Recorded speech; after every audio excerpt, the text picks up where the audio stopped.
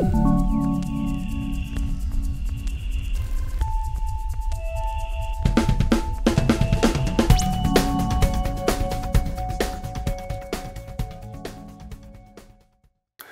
Kahnawake, Chief Mike Delisle here at Ratsénhaienhs. Glad to be back. For those who have taken a look or saw on the MCK website, I had been off for a couple of weeks medical. I'm back, healthier than I was, and thanks for all the well wishes. Just very briefly, a couple of things, given the fact that I've been off, but I know a lot of people's minds are on gaming, interactive gaming, and/or land-based gaming, given the recent unfortunate news of some, I'll call it, alleged infiltrations at one of the gaming houses.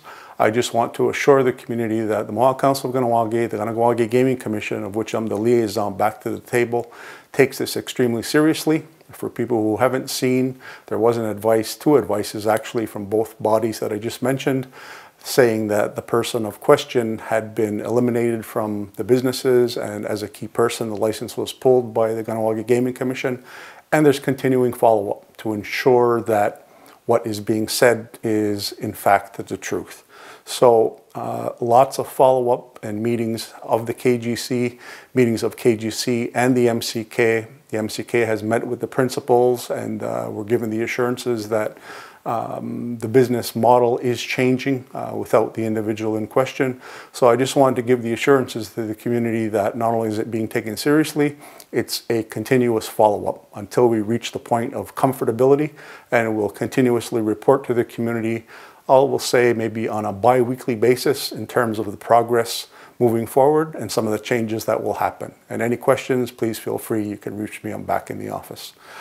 Secondly, for those again who have been paying attention, we launched this summer the Kahnawake Sovereign Wealth Fund to the tune of $32 million that came out of the sale of Continent 8 back about 7 years ago.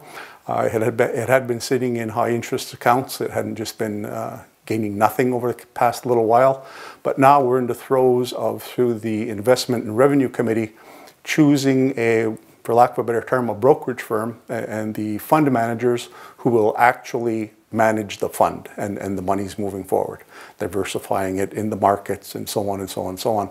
So we had 23 applicants, which was quite surprising. $32 million, a lot for you and I, but in the grand scheme of things in the stock market, it's not a huge windfall in terms of a portfolio. But we had 23 applicants that came forward looking for a possibility of being the fund manager.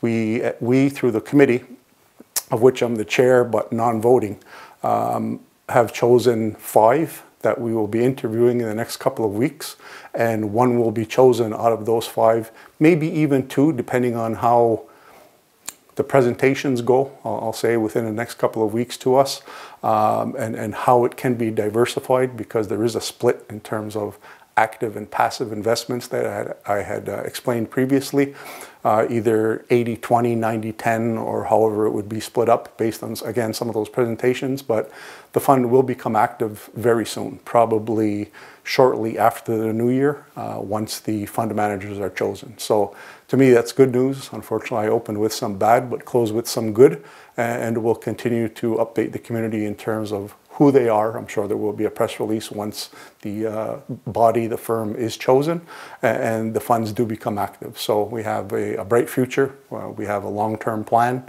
and we're assuring that the community has funds, again, to fund itself and hopefully become independent within the next 100 years, which is a long time for you and I again, but for an institution, that's the goal.